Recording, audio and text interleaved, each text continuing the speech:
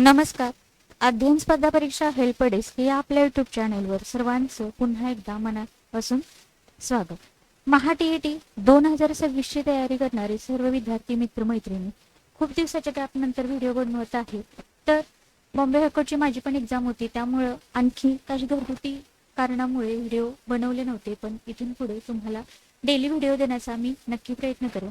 आजच्या आपल्या लेक्चरला किंवा आजच्या सेशनला आपण बघणार आहोत इयत्ता 10वीचे जे पाठ्यपुस्तक आहे इतिहासाचं, ज्याचं नाव आहे उपयोजित इतिहास. आणि या उपयोजित इतिहासाच्या या पाठ्यपुस्तकावर आधारित आपण महत्त्वाचे 50 प्रश्न बघणार आहोत, जे की तुम्हाला महा TET 2026 साठी अतिशय महत्त्वाचे असणार आहेत. आणि काही प्रश्न MCQ स्वरूपात, काही मागच्या TETला विचारलेले PYQ याच्यामध्ये ऍड केलेले आहेत. त्यामुळे TETची तयारी करणारे सर्व विद्यार्थी मित्रमैत्रिणींच्यापर्यंत हा व्हिडिओ नक्कीच पोहोचवा, जेणेकरून बघा पूर्ण आपण 10वीचं पाठ्यपुस्तक कव्हर करण्याचा या प्रश्नातून काय केलेला आहे तर प्रयत्न केलेला आहे. त्याचबरोबर तुम्ही मला कमेंटमधून सांगा, जर लाईव्ह घ्यायचा असेल तर आपण रात्री 10 वाजता डेली लाईव्ह घेऊ शकतो.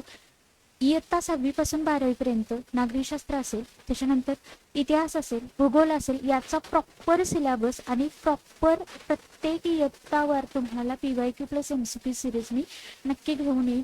फक्त मला कमेंट दिसल्या पाहिजेत की तुम्हाला हे हवं आहे आणि आपण 10 वाजता काही करूया. मग SST साठी PYQ आणि MCQ सिरीज चालू करूया इयत्ता वाईज पाठ्यपुस्तका वाईज. बघा, तुम्हाला जर फक्त इथे हे आपण SSTचा विचार केला तर 60 प्रश्न 60 मार्काला असतात पेपर क्रमांक 2 साठी. आणि जे 6वी ते 8वी जे इतिहास भूगोल नागरिकशास्त्र आहे तर त्याचा उपयोग तुम्हाला परिसर अभ्यास पेपर क्रमांक 1 साठी पण नक्कीच होतो. त्यामुळे पेपर 1 ची तयारी करणारे पण विद्यार्थी तुम्ही काय करू शकतात, हे लेक्चर आपण काय करू शकता, तुम्ही अटेंड करू शकता. आणखी बघा, जर पॉसिबल झालं तर तुम्हाला रिव्हिजन सिरीज देईनच मी.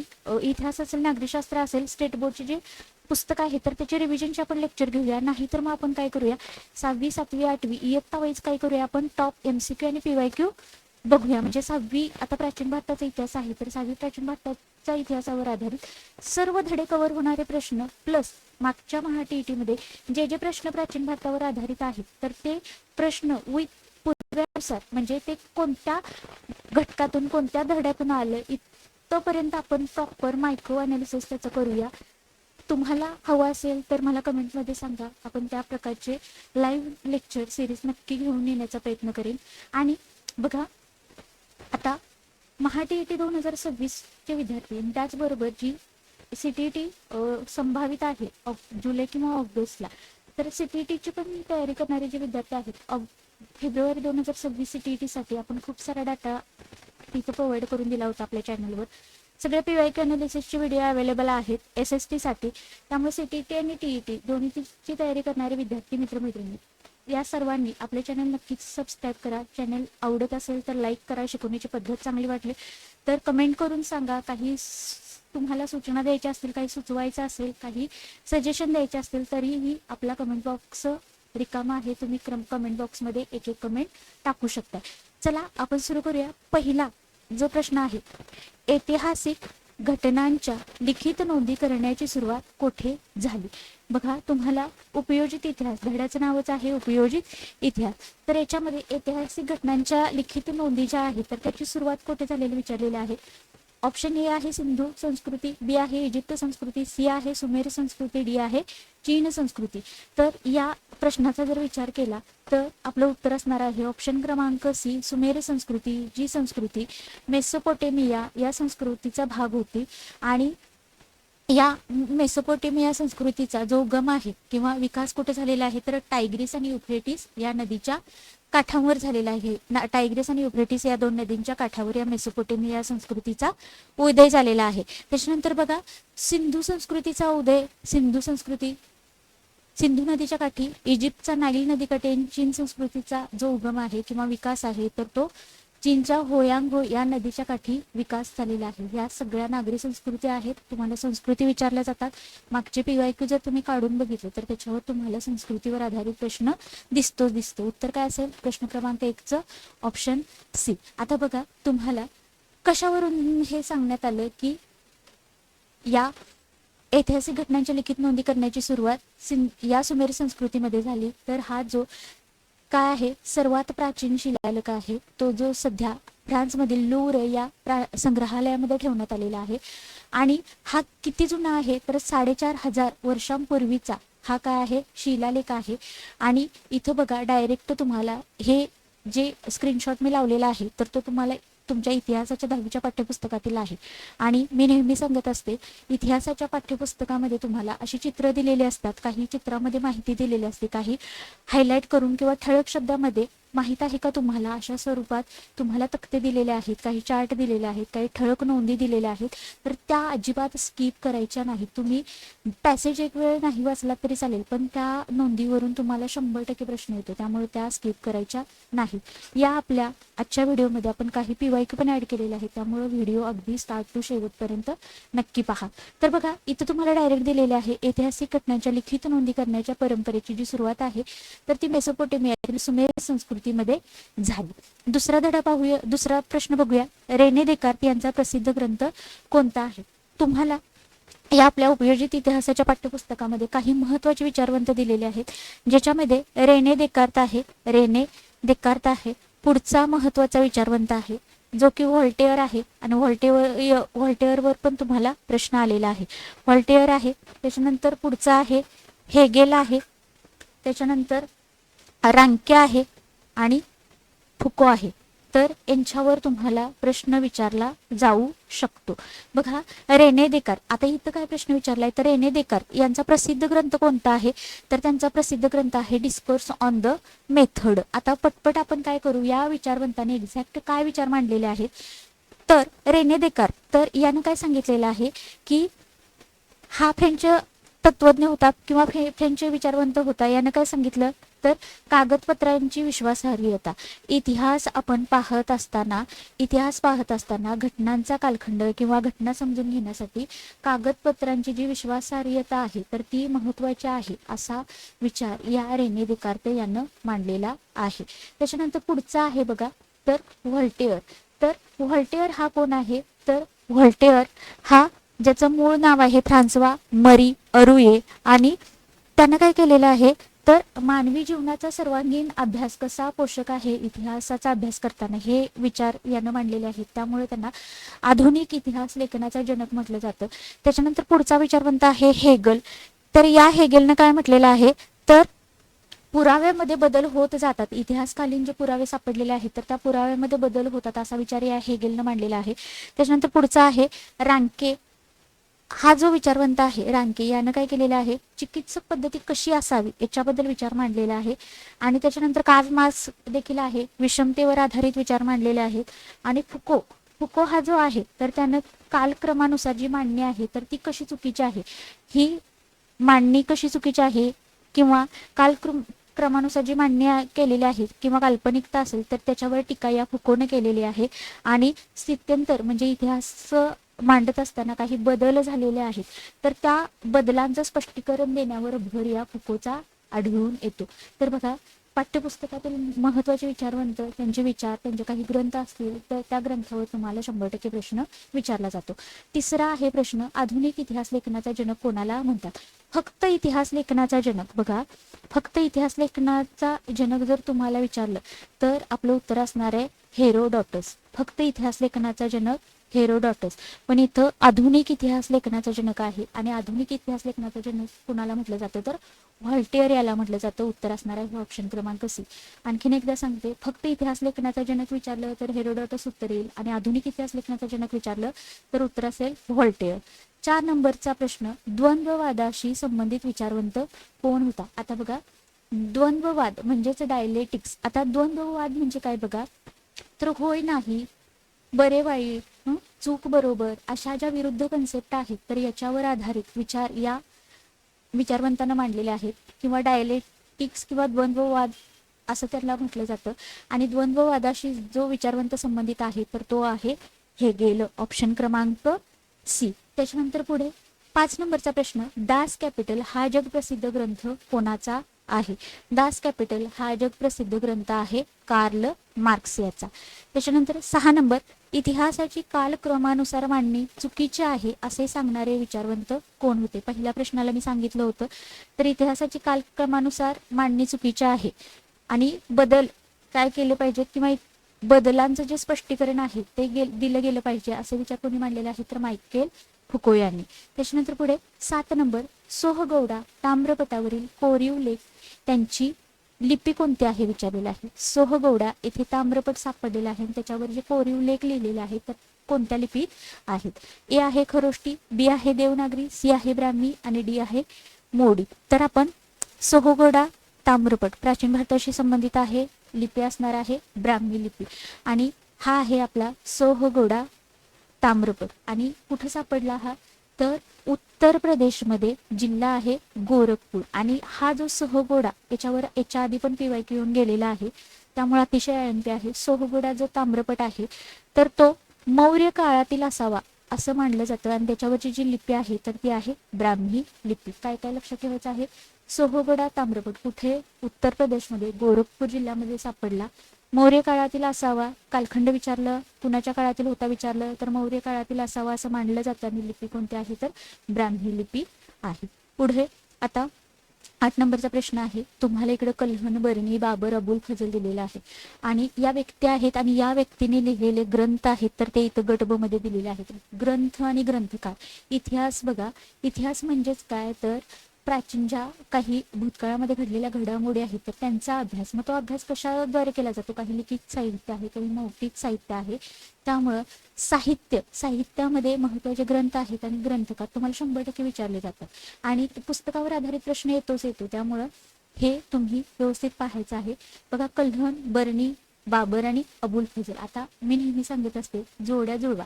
हा प्रश्न तुम्ही पहिल्यापासून 4थ्या पर्यायापर्यंत सगळ्या जोड्या व्यवस्थित जुळवायच्या आहेत का? नाही. तर बघा, तुम्हाला ज्या जोडीपासून येतं तर तिथून सुरुवात करायची आहे. आता बघा, कॉमन सेन्स बघा, बाबर म्हणजे आता इथं काय आहे बी मध्ये, तुझुके बाबरी, इथं बाबरचं बाबरी येणार. हे आपण डायरेक्ट लॉजिक लावून सोडवलं. बाबरचा ग्रंथ असू शकतो तुझुके बाबरी. म्हणजे 3चं बी कुठं आहे बघायचं. बघा, 3चं डी इथं नाही आहे त्यामुळे हे गेलं. 3चं बी इथं नाही त्यामुळे हा पर्याय गेला. 3चं बी इथं नाही हा पर्याय गेला. डायरेक्ट आपल्याला उत्तर मिळालं ऑप्शन क्रमांक बी. आता आपण काय करू? सरळ जोड्या जुळूया. तर कल्हणनं लिहिलेला ग्रंथ आहे राजतरंगिणी आणि हा जो ग्रंथ आहे या ग्रंथामध्ये त्यानं काश्मीरचा इतिहास मांडलेला आहे. कुणी?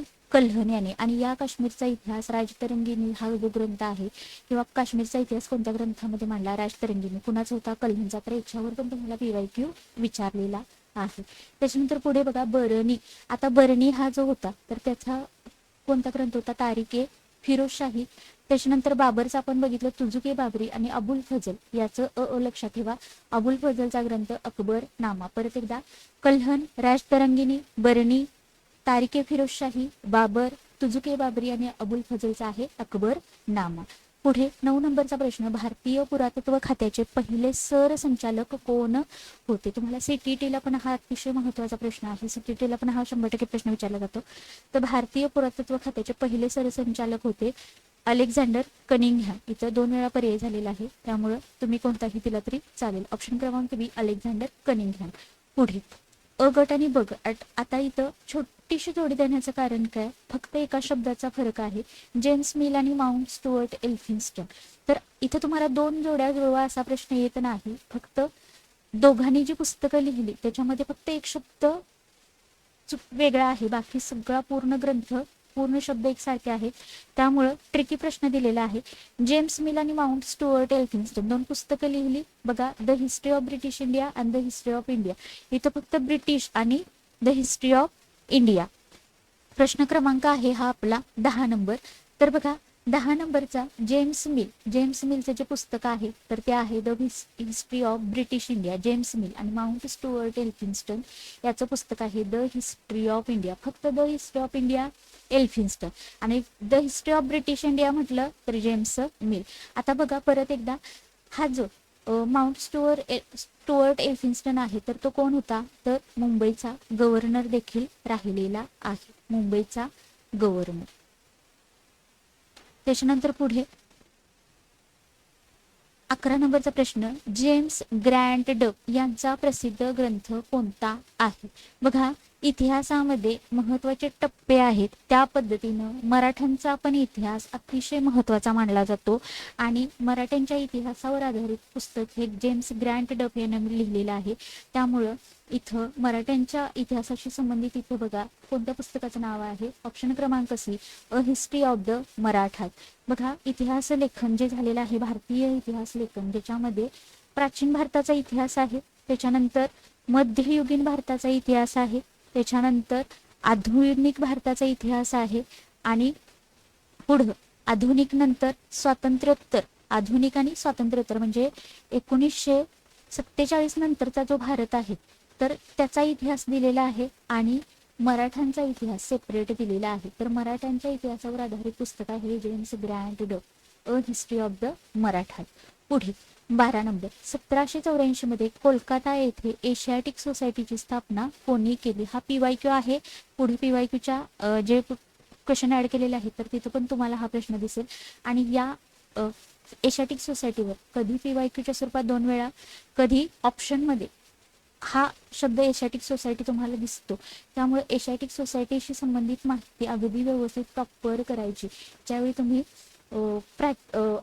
वसाहतवाद वाचता, ज्यावेळी इतिहासामध्ये इंग्रज भारतामध्ये आलेले आहेत तर सुरुवातीचा जो कालखंड आहे तर त्या कालखंडामध्ये तुम्हाला एशियाटिक सोसायटीची स्थापना पाहायला मिळून येते. कुणी केलेले आहे तर जेम्स मिल याने काय केलेले आहे, सर विल्यम जोन्स यांनी काय केलेले आहे, एशियाटिक सोसायटीची स्थापना केलेली आहे. कालखंड आहे 1784. त्यामुळं इथं कालखंड तुम्हाला रेअरली विचारला जातो, पण एशियाटिक सोसायटीची स्थापना आणि कोण होते संस्थापक, सर विल्यम जोन्स. ऑप्शन क्रमांक सी. पुढे 13 number, the Indian war of independence हे पुस्तक कोणाचे आहे? बघा, इथं पुस्तकाचं तुम्हाला काय दिलेलं आहे, फक्त लॉजिक समजून घ्या. The Indian war of independence, तुम्हाला भारताचे स्वातंत्र्य समर म्हटलं की ओळखता येतं, पण इथं इंग्रजी नाव दिलेलं आहे the Indian war of independence, स्वातंत्र्य समर. तर हे जे पुस्तक लिहिलेलं आहे, कोणी लिहिलेलं आहे तर हे पुस्तक लिहिलेलं आहे विदा सावरकर. याचंच इंग्लिश नाव आहे the Indian war of independence. कोण आहेत लेखक? विदा सावरकर. त्याच्यानंतर 14 नंबर, स्वातंत्र्योत्तर काळातील इतिहास लेखनामध्ये जाती व्यवस्थेतील बदलांचा अभ्यास कोणी केला? स्वातंत्र्योत्तर म्हणजे 1947 नंतरचा जो इतिहास आहे तर 1947च्या इतिहास लेखनामध्ये विविध प्रवाह पाहायला मिळतात, ज्याच्यामध्ये मार्क्सवादी इतिहास लेखन असेल, स्त्रीवादी इतिहास लेखन असेल, तर ह्या ज्या कन्सेप्ट आहेत तर त्याच्यामध्ये इथं काय दिलेलं आहे, जाती व्यवस्थेतील बदलांचा अभ्यास कोणी केलेला आहे तर जातीवादी बदलांचा अभ्यास स्वातंत्र्योत्तर कालखंडामध्ये कोणी केलेला आहे, मार्क्सवादी जे इतिहासकार आहेत तर त्यांनी केलेला आहे. त्यामुळे उत्तर काय असेल, ऑप्शन क्रमांक सी. बघा, 10वीचं जे पाठ्यपुस्तक आहे उपयोजित इतिहास, तुम्ही कोर जो इतिहास वाचत असता, आधुनिक भारताचा इतिहास असेल, प्राचीन मध्ययुगीन, तर तसा काही इथं तुम्हाला संदर्भ आढळत नाही. फक्त इतिहासाचं जे ऍप्लिकेशन आहे किंवा इतिहासाचा वापर वर्तमानामध्ये कसा करता येईल अशा पद्धतीने मांडणी किंवा रचना या पाठ्यपुस्तकाची पाहायला मिळून येते. तर जाती व्यवस्थेतील बदलांचा अभ्यास कोणी केलेला आहे, मार्क्सवादी इतिहासकारांनी. त्याच्यानंतर पुढे 15 number, the high caste Hindu woman या पुस्तकाचे लेखिका कोण आहेत? सावित्रीबाई फुले, अनुताई वाघ, ताराबाई शिंदे, पंडिता रमाबाई. आणि हा पण PYQ आहे. याच्या आधी तुम्हाला हा प्रश्न डायरेक्ट TET ला विचारलेला आहे. The high caste Hindu woman हा जो ग्रंथ आहे तर त्याच्या लेखिका आहेत पंडिता रमाबाई. ऑप्शन क्रमांक डी. ताराबाई शिंदे यांचा कोणता आहे तर स्त्री पुरुष तुलना हा ग्रंथ कोणाचा आहे तर ताराबाई शिंदे यांचा. आणि याच्यावर पण तुम्हाला PYQ विचारलेला आहे. पुढे मराठी रियासत हे पुस्तक कोणाचे आहे तर तुम्हाला PYQ मध्ये रियासतकार असं कोणाला म्हटलं जातं अशा पद्धतीने PYQ आहे. तर बघा, मराठी रियासत हे जे पुस्तक आहे तर हे पुस्तक कोणाचे आहे तर हे जे पुस्तक आहे तर ते सरदेसाई यांचं आहे. फक्त तुम्ही बाकीचं लक्षात नका ठेवू, फक्त सरदेसाई लक्षात ठेवा, ज्यांना रियासतकार सरदेसाई असं देखील म्हटलं जातं. रियासतकार सरदेसाई हा PYQ आहे. मागचे जर पेपर तुम्ही चाळले तर तिथे तुम्हाला आढळून येईल. तर बघा, गोविंद सखाराम सरदेसाई, किंवा कधी कधी तुम्हाला असंही विचारलं जातं गो वी सरदेसाई. फक्त आपल्याला सरदेसाई एवढंच लक्षात ठेवायचं आहे. सरदेसाई यांना रियासतकार असं म्हटलं जातं. का म्हटलं जातं तर त्यांनी मराठी रियासत हे पुस्तक लिहिलं होतं म्हणून. त्यामुळे उत्तर असणार आहे तुमचं ऑप्शन क्रमांक सी. पुढे 17 नंबर, उपयोजित इतिहास यासाठी कोणता शब्दप्रयोग वापरला जातो? सामाजिक इतिहास, राजकीय इतिहास, जनांचा इतिहास किंवा आर्थिक इतिहास. बघा, उपयोजित इतिहासासाठी जनांचा इतिहास किंवा पब्लिक हिस्ट्री हा शब्दप्रयोग वापरला जातो. त्यामुळे उत्तर असणार आहे ऑप्शन क्रमांक सी.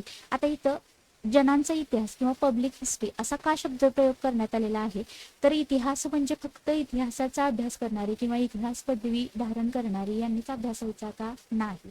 तर सर्वसामान्य जे लोक आहेत तर त्या सर्वांनी इतिहासाचा अभ्यास करावा किंवा इतिहास हा सर्वांसाठी आहे, सर्वसामान्य लोकांसाठी आहे, म्हणून इथं जनांचा इतिहास किंवा पब्लिक हिस्ट्री ही टर्म यूज केलेली आढळते. पुढं 18 नंबर, इथं जोड्या जुळवायच्या आहेत. आता इथं असा तुम्हाला ऑलरेडी प्रश्न येऊन गेलेला आहे. तर हे काय आहेत बघा, तुमचे जे वारसा स्थळ तुम्हाला दिलेले आहे 3 नंबरच्या धड्यामध्ये, ज्याच्यामध्ये इथं अ गट आणि ब गटामध्ये वारसा स्थळ आणि इकडे ठिकाण दिलेले आहे. इथं बघा, छत्रपती शिवाजी महाराज टर्मिनस, राणी की वाव, जंतर मंतर आणि कॅपिटल कॉम्प्लेक्स. याच्यापैकी जंतर मंतर आणि राणी की वाव तुम्हाला प्रश्नामध्ये येऊन गेलेलं आहे. छत्रपती शिवाजी महाराज टर्मिनस कुठं आहे? मुंबई. म्हणजे बघा, एच सी असणारा पर्याय शोधा. एच सी इथं नाही, इथं नाही, इथं नाही. उत्तर मिळालं ऑप्शन क्रमांक बी. आता आपण काय करू, पटकन जोड्या जुळवून घेऊ. तर छत्रपती शिवाजी महाराज टर्मिनस मुंबई. राणी की वाव कुठं आहे तर राणी की वाव हे जे ठिकाण आहे गुजरातमध्ये आहे. जंतर मंतर कुठं आहे? जयपूरला आहे. आणि कॅपिटल कॉम्प्लेक्स हे जे ठिकाण आहे तर ते आहे चंदीगडला. उत्तर असेल ऑप्शन क्रमांक बी. पुढे चुकीचा घटक ओळखा. चुकीचा घटक ओळखा. बघा, कांचनगंगा राष्ट्रीय उद्यान, कावळादेव, इथे केवलादेव करा, केवलादेव राष्ट्रीय उद्यान, त्याच्यानंतर मानस वन्यजीव अभयारण्य आणि ताडोबा व्याघ्र प्रकल्प. तर ए बी सी हे जे 3 घटक आहेत तर हे काय आहेत बघा, तुमची जी जागतिक नैसर्गिक वारसा स्थळे आहेत भारतातील तर त्याच्यामध्ये कांचनगंगा राष्ट्रीय उद्यान आहे, केवलादेव राष्ट्रीय उद्यान आहे, मानस वन्यजीव अभयारण्य आहे तर त्यांचा समावेश आहे. ताडोबा व्याघ्र प्रकल्पाचा समावेश त्याच्यामध्ये होत नाही, जागतिक नैसर्गिक वारसा स्थळे भारतातील. त्यामुळं आपलं चुकीचा घटक असेल ऑप्शन क्रमांक डी. 20 नंबर, इंडियन म्युझियम कुठे आहे आणि त्याची स्थापना कोणी केली? तर इंडियन म्युझियम कुठं आहे तर कुठे आहे तर कोलकाताला आहे आणि याची स्थापना केलेली आहे डॉक्टर नॅथॅनियल वॉली. बघा, इथे तुम्हाला इंडियन म्युझियम दिलेलं आहे. तर याची स्थापना कोलकाता येथे असलेले इंडियन म्युझियम याची स्थापना एशियाटिक सोसायटी तर्फे झाली. कधी झाली तर 1894 मध्ये. आणि कुणी केलेले आहे तर नॅथॅनियल वॉलिक. तुम्हाला असे चार्ट असतील, अशी जी चित्र दिलेली आहे त्याच्या खाली जी माहिती दिलेली आहे, काही ठळक शब्दामध्ये गोष्टी दिलेल्या आहेत. तुम्हाला हे माहीत आहे का किंवा तुम्हाला माहीत आहे का, अशा पद्धतीने काही कात्रणे तुम्हाला दिलेली आहेत बघा. आणि त्याच्यावर तुम्हाला 100% प्रश्न येतो. त्यामुळे ते अजिबात स्किप न करता तुम्ही काय करायचं आहे, पाठ्यपुस्तकं अभ्यासायची आहेत. त्याच्यानंतर पुढे आता नॅथॅनियल वॉलिक हे कोण होते तर डॅनिश वनस्पती शास्त्रज्ञ होते आणि या एशियाटिक सोसायटीचे संस्थापक आणि पहिले संग्रह पालक होते. त्याच्यानंतर 21 नंबरचा प्रश्न, मराठा चित्रशैलीवर कोणाचा प्रभाव आढळून येतो? बघा, तुम्हाला मुस्लिम चित्रकलेवर कोणता शैलीचा प्रभाव आढळतो असा पीवायक्यू आहे. त्या पीवायक्यूला धरून आपण प्रश्न बनवलेला आहे. मराठा चित्रशैलीवर कोणाचा प्रभाव आढळून येतो तर मराठा चित्रशैलीवर राजपूत चित्रकला आणि युरोपीय चित्रकलेचा प्रभाव आढळून येतो. त्याच्यानंतर पुढे चित्रकथी परंपरेचे वर्णन चालुक्य घराण्यातील कोणत्या राजाच्या कोणत्या ग्रंथात आढळते? एकाच प्रश्नामध्ये जवळजवळ 2 प्रश्न बसवण्याचा प्रयत्न झालाय. चित्रकथी परंपरा, तर चित्रकथी परंपरा बघा, तर चित्रकथी परंपरा म्हणजे काय समजून घेऊया आधी. तर रामायण असेल, महाभारत असेल, असे जे महत्त्वाचे ग्रंथ आहेत तर एखाद्या ग्रंथामध्ये ज्या कथा आहेत तर त्या चित्रांचा आधार घेऊन सांगितलेल्या असतात आणि एका कथेसाठी जवळजवळ 30 ते 50 चित्र त्याच्यामध्ये दिलेली असतात. ही जी परंपरा आहे किंवा अशा पद्धतीने कथा जी मांडण्याची पद्धत आहे तर त्याला म्हटलं जातं चित्रकथी परंपरा. तर चित्रकथी परंपरेचं वर्णन चालुक्य घराण्यातील सोमेश्वर या राजाच्या मानसोल्लास किंवा अभिलाषितार्थ चिंतामणी या ग्रंथामध्ये आढळून येते. अतिशय महत्वाचं चित्रकर्ती परंपरेचं वर्णन चालुक्य राजा सोमेश्वर याच्या ग्रंथामध्ये आढळून येते आणि ग्रंथ आहे मानसोल्लास, ज्याला अभिलाषातीर्थ चिंतामणी. तुम्हाला दोन्हीपैकी कोणतंही नाव असू दे, मानसोल्लास असेल किंवा अभिलाषितार्थ चिंतामणी, तर दोन्ही ग्रंथ ह्या एकाच ग्रंथासाठी ही दोन्ही नावं वापरलेली आहेत आणि ग्रंथकार आहे सोमेश्वर. इथं दिलेलं आहे हे आहे चित्रकथी परंपरेत, म्हणजे कथेसाठी चित्राचा वापर केलेला आहे. इथं ग्रंथाचं नाव दिलेलं आहे. इथं सोमेश्वर हा चालुक्य राजा आहे, त्याचा ग्रंथ आहे मानसोल्लास आणि या मानसोल्लासला आणखीन एक नाव आहे अभिलषितार्थ चिंतामणी. पुढे आता बोरोबुदूर स्तूप कुठे आहे? या बोरोबुदूर स्तूपचा तुम्हाला 11वी इतिहास इथं पण तुम्हाला उल्लेख आढळून येतो. आता हा बोरोबुदूर स्तूप का महत्वाचा आहे, तर जगातील हा सर्वात मोठा स्तूप आहे आणि हा स्तूप कुठे आहे, तर बोरोबुदूर स्तूप आहे इंडोनेशिया. ऑप्शन क्रमांक डी. पुढे उत्तर भारतातील मंदिरांची जी शैली आहे तर ती कोणती आहे? द्रविड शैली, वेसर शैली, नागर शैली आणि पर्शियन शैली. बघा पर्शियन शैली येणार नाही. आता मंदिर स्थापत्य शैलीच्या भारतामध्ये 2 परंपरा तुम्हाला पाहायला मिळतात. जर आपण असा भारताचे 2 भाग केले तर हा आपला दक्षिण भाग आहे. दक्षिण भागामध्ये तुम्हाला मंदिरं जर पाहिली तर तुम्ही तर ती शैली आहे द्रविड शैली, किंवा दक्षिणेकडची जी मंदिरं आहेत तर ती द्रविड शैलीमध्ये बांधण्यात आलेली आहेत आणि उत्तर भारतातील जी विविध मंदिरे आहेत तर ती तुम्हाला नागर शैलीमध्ये आढळतात. आणि हे तुम्ही लक्षात ठेवा, तुम्हाला इतरही स्पर्धा परीक्षेला याच्यावर प्रश्न विचारला जातो. उत्तर भारतीय मंदिरांची शैली आहे नागर शैली आणि दक्षिण भारतातील मंदिरांची शैली आहे द्रविड शैली. द लक्षात ठेवू शकता. उत्तर असेल ऑप्शन क्रमांक सी, नागर शैली. पुढे आता इथं आंबरेश्वर मंदिर, गोंदेश्वर मंदिर, औंढा नागनाथ इथे तुम्हाला मंदिरं दिलेली आहेत आणि त्या मंदिरांचं ठिकाण दिलेलं आहे. पण बघा ओव्हरऑल जर आपण बघितलं तर तुम्हाला हेमाडपंथी मंदिर म्हणून एक कन्सेप्ट आहे. आता हेमाडपंथी मंदिर कुठे आढळतात? महाराष्ट्रामध्ये. किती आहेत? 3 आहेत आणि त्या 3 मंदिरांची नावं इथे तुम्हाला दिलेली आहेत. आता हेमाडपंथी मंदिरे म्हणायची कशा कोणाला? तर 12व्या आणि 13व्या शतकामध्ये 12व्या आणि 13व्या शतकामध्ये महाराष्ट्रामध्ये जी मंदिरे बांधण्यात आली तर त्यांना म्हटलं जातं हेमाडपंथी मंदिरे. आता इथं बघा अंबरेश्वर मंदिर कुठं आहे? अंबरनाथ. इथं लक्षात ठेवा अंबरेश्वर मंदिर अंबरनाथ, आणि अंबरनाथ कुठे आहे? ठाण्यामध्ये. म्हणजे तुम्हाला पर्यायामध्ये अंबरनाथ ऐवजी ठाणे दिलं तरी उत्तर तुमचं बरोबरच यायला पाहिजे. गोंदेश्वर मंदिर कुठं आहे? सिन्नरमध्ये, आणि सिन्नर कुठं आहे? नाशिकमध्ये. बघ तुम्हाला कधी कधी सिन्नर देतील किंवा नाशिक देतील, उत्तर तुमचं चुकलं नाही पाहिजे. आणि औंढा नागनाथ कुठं आहे? तर हिंगोली. बघा BAC कुठं आहे? पर्याय ऑप्शन क्रमांक बी. परत एकदा बघा अंबरेश्वर मंदिर अंबरनाथ ठाणे येथे आढळतं, गोंदेश्वर मंदिर सिन्नर नाशिकला, आणि औंढा नागनाथ कुठं आहे? हिंगोली. काय आहेत किंवा कोणती मंदिरं आहेत ही? तर ही हेमाडपंथी मंदिरे आहेत. पुढे 26 नंबरचा प्रश्न. आता इथून PYQ आहेत. 2014 महाटीईटीचा PYQ. एशियाटिक सोसायटीची स्थापना टिंबटिंब शहरात झाली. कुठे झाली? कोलकाता. मग असे प्रश्न झालेला आहे. कधी झाली? 1784. आणि कुणी केलेला आहे? बघा William Jones. William Jones. Asiatic Society Kolkata येथे 1784 विल्यम जोन्स याने त्याची स्थापना केलेली आहे. पुढे 27 भारतात शिलालेखांचा सर्वात मोठा संग्रह येथे आहे. 2014चा PYQ आहे. तर भारतातील सर्वात मोठा शिलालेखांचा संग्रह कुठे आहे? तर म्हैसूरला आहे. ऑप्शन क्रमांक ए.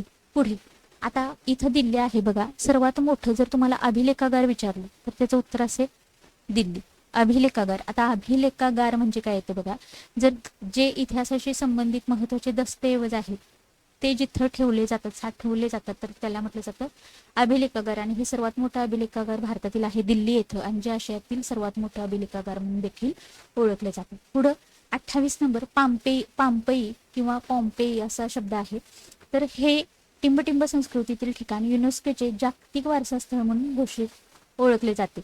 पाम्पई हे कोणत्या संस्कृतीतील ठिकाण आहे जे युनेस्कोचे जागतिक वारसा स्थळ म्हणून ओळखले जाते?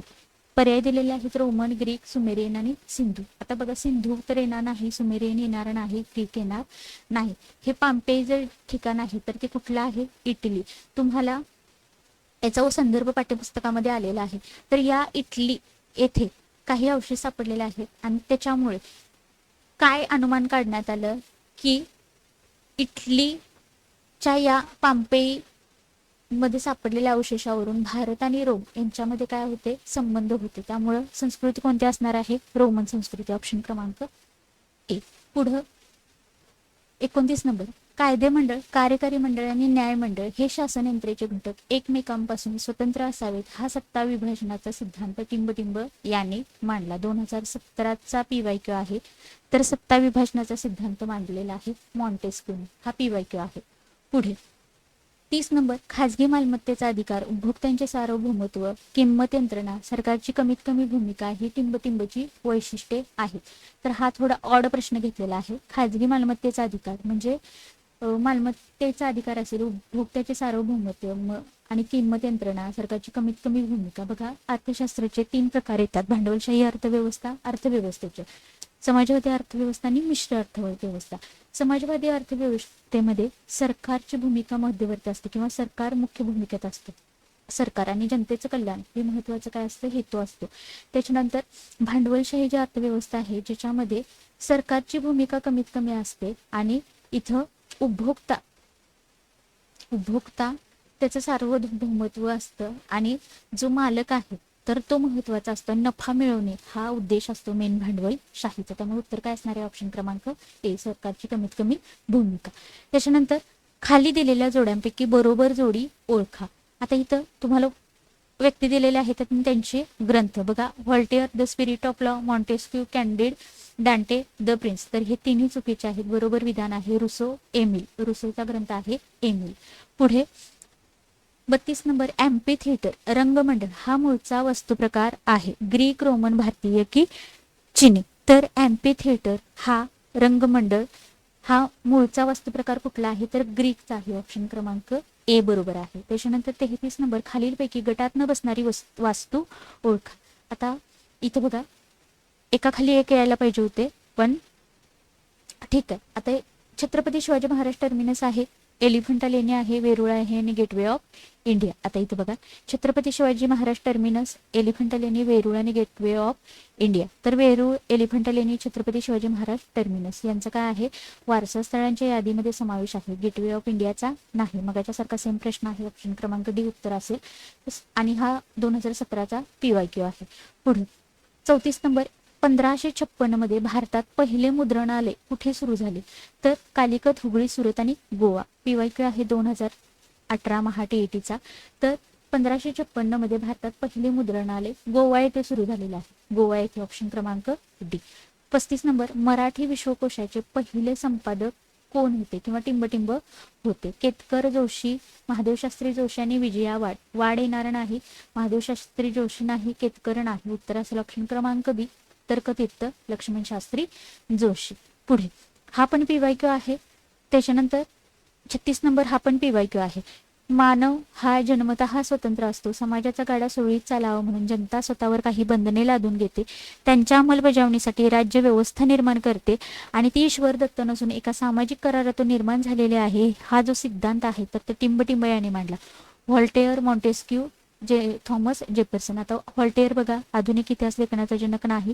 मॉन्टेस्क्यू हा कोण आहे, सत्ता विभाजनाचा सिद्धांत त्याने मांडलेला, हा पण नाही. जेफरसन पण नाही.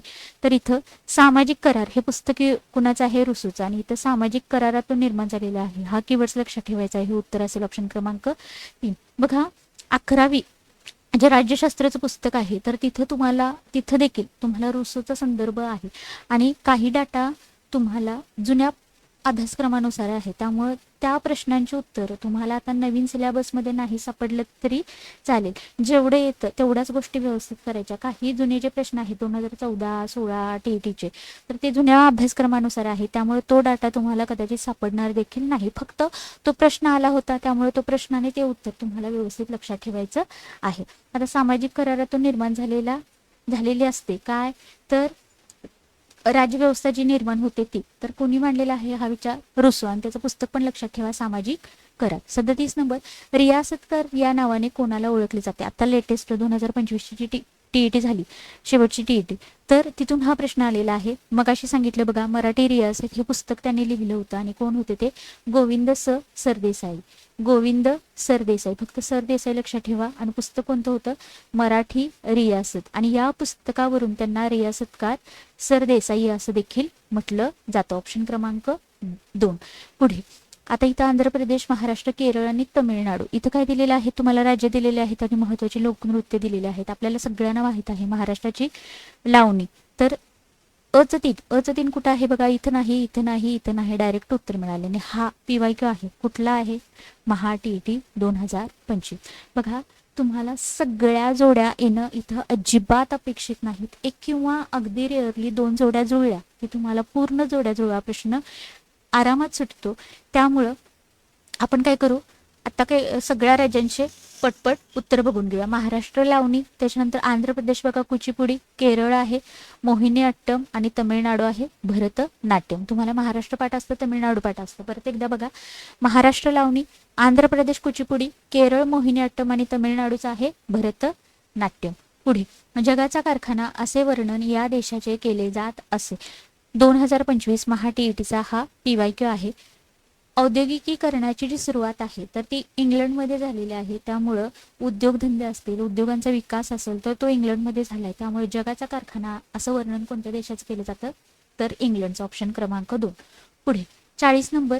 आता इथं तुम्हाला पुन्हा वर्तमानपत्र दिलेले आहेत आणि त्याचे संपादक दिलेले आहेत. तर त्या जोड्या जुळवायच्या आहेत. तुम्हाला सगळ्यांना माहित आहे बंगाल गॅझेट कोणी सुरू केलेलं आहे? James August Hicky. आणि हे काय आहे तर इंग्रजी पहिलं वर्तमानपत्र आहे. अतिशय महत्वाचं आहे. कोलकाता इथं सुरू केलं Bengal gazette James August Hicky याने. त्यामुळे बचं 2 बघा, बचं 2 इथं आहे, इथं नाही, इथं नाही, इथं नाही. परत आपण जोड्या बघू. दर्पणचे संपादक आहेत बाळशास्त्री जांभेकर, केसरीचे आहेत टिळक आणि प्रभाकरचे आहेत भाऊ महाजन. आता बघा, तुम्हाला इथं आणखीन एक प्रश्न फ्रेम होतो. भाऊ महाजन यांचं जे प्रभाकर आहे तर या वर्तमानपत्रातून लोकहितवादी काय करत शतपत्रे प्रकाशित करत असतात. आणि लोकहितवादी यांचं देखील पूर्ण नाव तुम्हाला याच्या आधी विचारलेलं आहे PYQच्या स्वरूपामध्ये. 41 नंबर. आता 41 स्किप झालाय. 42 नंबर बघा. AIRचे नाव आकाशवाणी कोणाच्या सांगण्यावरून ठेवण्यात आलं? आकाशवाणी असेल, दूरदर्शन असेल तर त्यांची जी निर्मिती आहे तर त्याचा इतिहास तुम्हाला दिलेला आहे. AIR म्हणजे ऑल इंडिया रेडिओ. तर ऑल इंडिया रेडिओचे आकाशवाणी असं जे नामांतर केलेलं आहे तर ते कोणाच्या सांगण्यावरून केलं? तर ते नामांतर केलेलं आहे नरेंद्र शर्मा. हे कोण होते तर तत्कालीन कवी होते. त्यांच्या सांगण्यावरून, नरेंद्र शर्मांच्या सांगण्यावरून AIRचे नामांतर किंवा नामकरण आकाशवाणी असं केलेलं आहे. त्याच्यानंतर 43 नंबर. भारतात रंगीत दूरदर्शनचे प्रसारण केव्हा सुरू झाले? रंगीत दूरदर्शन प्रसारण कधी सुरू झालेलं आहे? 1982 मध्ये. ऑप्शन क्रमांक C. पुढे द डिस्कव्हरी ऑफ इंडिया हा ग्रंथ कोणी लिहिला? द डिस्कव्हरी ऑफ इंडिया हा ग्रंथ आहे जवाहरलाल नेहरू. आणि या ग्रंथावर आधारित भारत एक खोज. आता हा कन्सेप्च्युअल प्रश्न कसा आलेला आहे बघा. तर भारत एक खोज ही जी एक मालिका सुरू झाली होती, भारत एक खोज, कुठं? दूरदर्शनवर. तर ही जी मालिका होती TV मालिका, तर ती मालिका या डिस्कव्हरी ऑफ इंडिया या ग्रंथावर आधारित होते. ज्याच्यातून भारताशी संबंधित सर्व माहिती असेल तर ती माहिती देण्याचा किंवा लोकांच्यापर्यंत पोहोचवण्याचा प्रयत्न म्हणून ही मालिका सुरू करण्यात आली होती भारत एक खोज. ग्रंथ कोणता? The discovery of India. आणि कोणी लिहिला होता तर जवाहरलाल नेहरू. पुढे 45 नंबर. गोविंद बल्लाळ देवल यांची प्रसिद्ध नाटक कोणते? गोविंद बल्लाळ देवल तर यांचं प्रसिद्ध नाटक आहे संगीत शारदा. आता संगीत शाकुंतल हे जे आहे तर ते आहे नाटक संगीत शाकुंतल. ते अण्णासाहेब किर्लोस्कर यांनी लिहिलेलं आहे. तुम्हाला नाटक पण दिलेले आहेत विविध. अण्णासाहेब किर्लोस्कर मंडळीचं अण्णासाहेब किर्लोस्कर यांनी लिहिलेलं नाटक आहे संगीत शाकुंतल. संगीत शारदा कोणाचा आहे? गोविंद बल्लाळ देवल यांचा आहे. एकच पहिला राम गणेश गडकरी यांचा आहे. आणि मानसंगीत मानापमान हे कुणाचं आहे तर खाडीलकर यांचं आहे. कुणाचं आहे? खाडीलकर. आणि एकच पहिला कुणाचा आहे? गडकरी. ही नाटके सुद्धा लक्षात ठेवा. तुम्हाला 10वीच्या पाठ्यपुस्तकामध्ये हा सगळा संदर्भ देण्यात आलेला आहे. पुढे 46 नंबर. हॉकीचा जादूगार म्हणून कोणाला ओळखलं जातं?